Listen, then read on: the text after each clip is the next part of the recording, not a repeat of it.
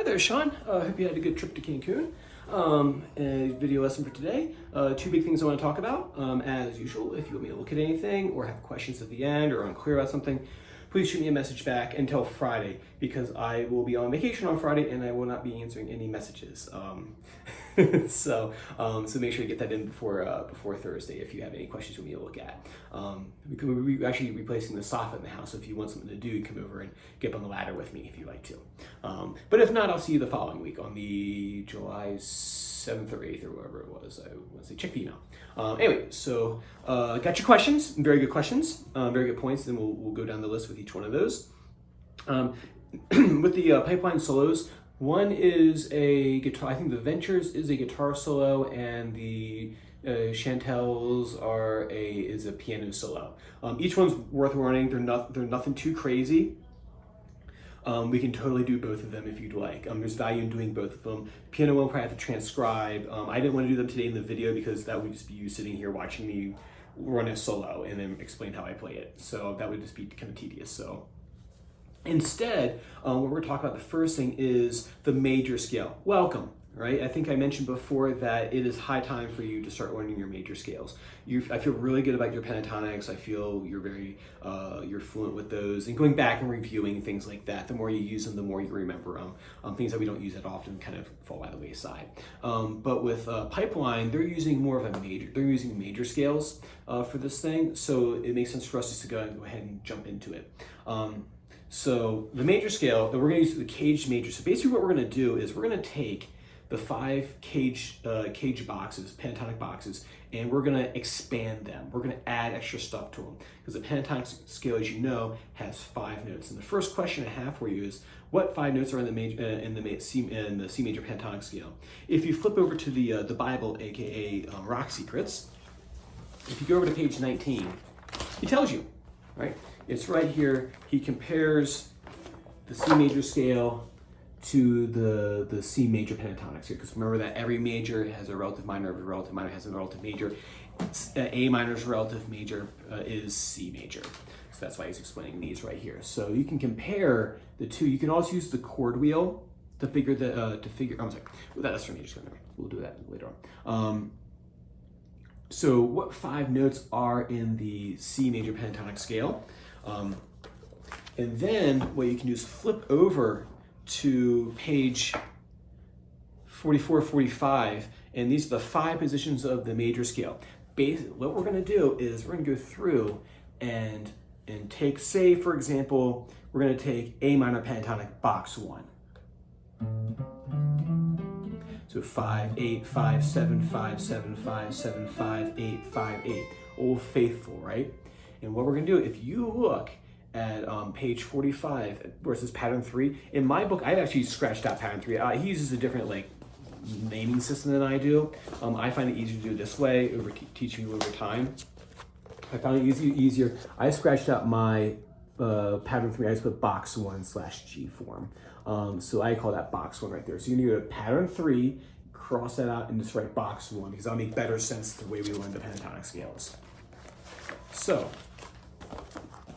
looking at pattern 3 right there, this is box 1, which is pattern 3, but get rid of that pattern 3, put box 1. Go back to box 1, A minor pentatonic. 5, 8, 5, 7, 5, 7, 5, 7, 5, 8, 5, 8. Compare it to the pattern 3, aka box 1 on page, 19? Yes, page 19, where it says pattern 3 on page 19, cross that and put box 1 because that's our box 1. Compare those 2 diagrams and look for commonalities between the two. If I do that right here, so that back to box 1, A minor pentatonic. If I do pattern 3, 5, 7, 8, 5, 8, 5, 7, 8. Oh, it's inside. I basically just added 1 note to it, but it's still the same shape though. 5, 7, 8.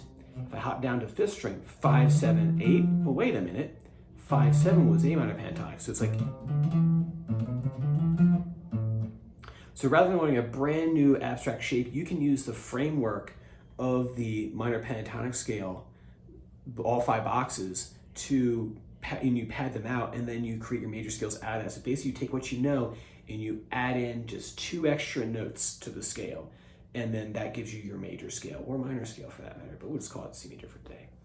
So we have 5, 7, 8, 5, 7, 8. Notice I have my hand in horizontal position here. My thumb is behind the second finger. My fingers are arched and over top of the string. So I'm not like this right here reaching for stuff. My hand is arched and turned to the side on the tips of the fingers.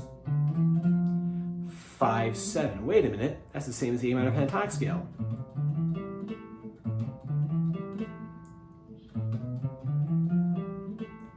Scooch over here. I'm going to grab that 4. I got to shift my hand real quick. 4, 5, 7. Wait a minute. 5, 7. 4, 5, 7. A minor pentatonic. The major scale. I just added 1 extra note there in that spot. Next string down, string 2.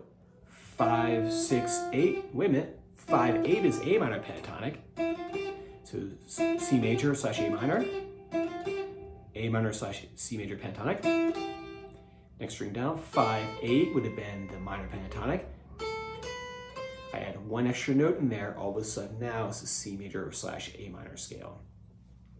So what I've done is added 2 extra notes to the scale, and I end up with the major scale. That was the major scale, the C major slash A minor, or C major, A minor pentatonic.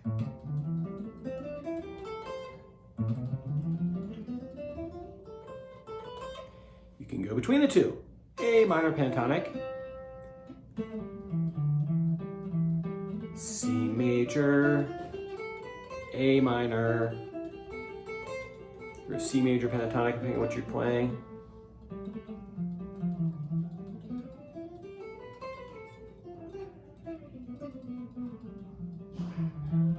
Back to minor pentatonic, and they're interchangeable in those situations. All right, so learn that box 1 slash C, the pattern 3, but we're not going to call it pattern 3. We're just going to cross out and call it box 1. Right? Compare those to compare that to page 19, the box 1 pattern slash the pattern 3, what he calls in the book. But we're going to cross out pattern 3. We're going to call that box 1 because that's what we've been calling it this whole last few years. We're not going to change the nomenclature just for this book. Compare those two and see if you can figure out what notes. He says it in here in the book, but it's probably more funny to try to use to figure out. You can use the magic triangle to figure out those new notes in the box 1 major scale, right? Or you can use the chord wheel. You just turn your chord wheel to the 1 being on C, the key to be C, and all those letters are the letter names in C major. So like you just put them in alphabetical order. So you go C, and then you write down D, and then E, and so on and so forth. So you take your chord wheel. I wish I had mine here today, but you're gonna use the imaginary one. You turn it so that the key is on C, and all the letter names, all the chords, it's like C major, D minor, E minor, F major. You would just take those letter names and put them in alphabetical order, drop all the major minors and stuff, and that would give you the letter names with C major. Cool, so work on that for me. And then other thing I want you to work on is the E minor to A minor soloing. So just to practice getting your fingers around those two arpeggio shapes. I was going to talk about economy picking today, but I thought that would be better if I had you in person or on Zoom, because then I could watch what you're doing with your pick. I think it would make better sense. So for this week, start with E minor, A minor form. So that's this right here is that arpeggio shape. I can't remember which version. I think the Chantels do that, or the Ventures do that. We'll figure that out next time. But the point being is that this shape right here, that right there, is based off of this chord shape. And if you play this chord as a single note, as single notes, we did that a couple weeks ago, I think. It was good for practice.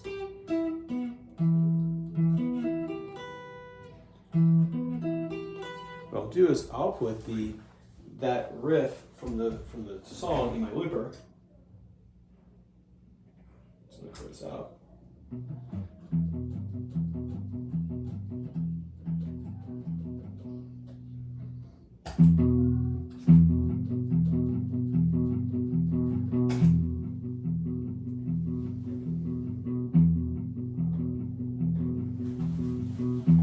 Probably should use a bunch of reverb, but this will be fine for today. What I'll do is I'll take that chord and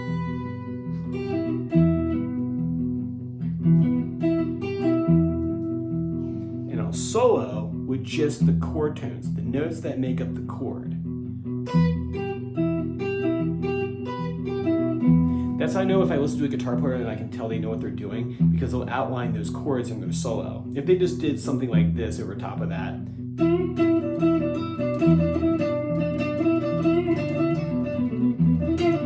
like, oh, okay, they're like a blues player, nothing wrong, they're great, sounds good, but they're not as sophisticated as someone does.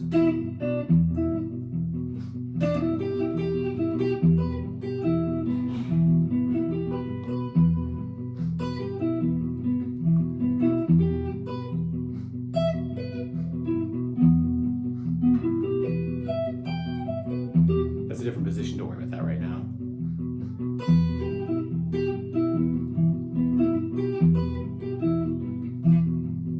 Right, be able to skip around this and see if you can make that interesting.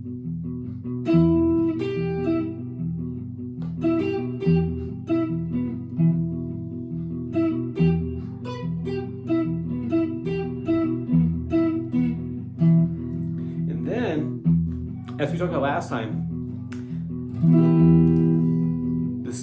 the minor pentatonic scale that encloses or encircles this particular arpeggio, broken chord, is box 4 E minor pentatonic. So if I play my box 4,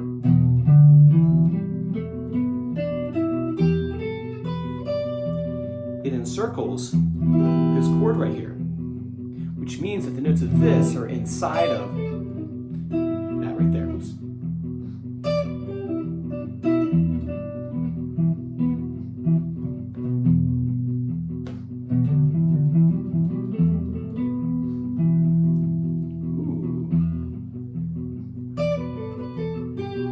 That's why he uses that. He does the arpeggio and comes down to the, runs down the minor pentatonic at that spot.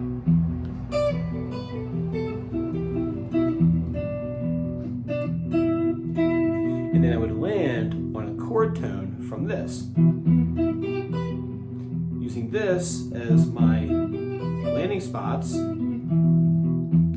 using this as a connective tissue to connect all those notes. Landed on the E there.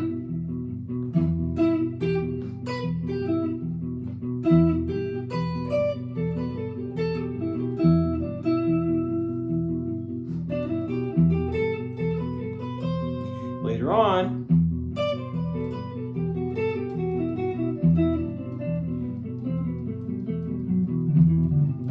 we haven't gotten there yet, but that's using the major scale in this situation. But that'll be like further down the road. Don't worry about that now. I'm just showing you like what we're doing with the major scale. Will eventually go back and you'll like backfill in all this other stuff that you have and be able to solo with the neck.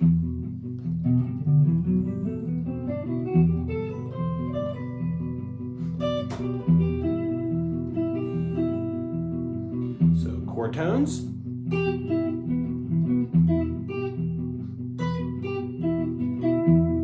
Arpeggio.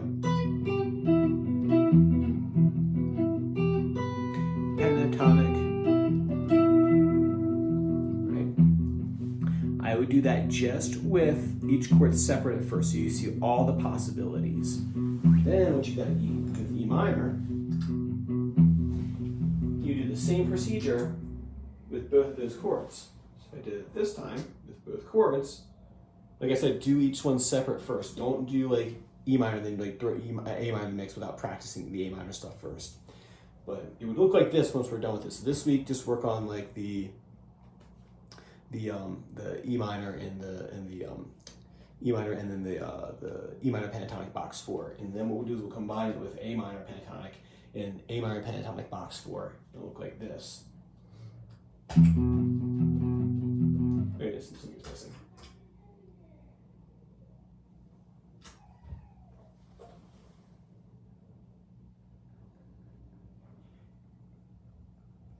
Where is it? Okay, so that.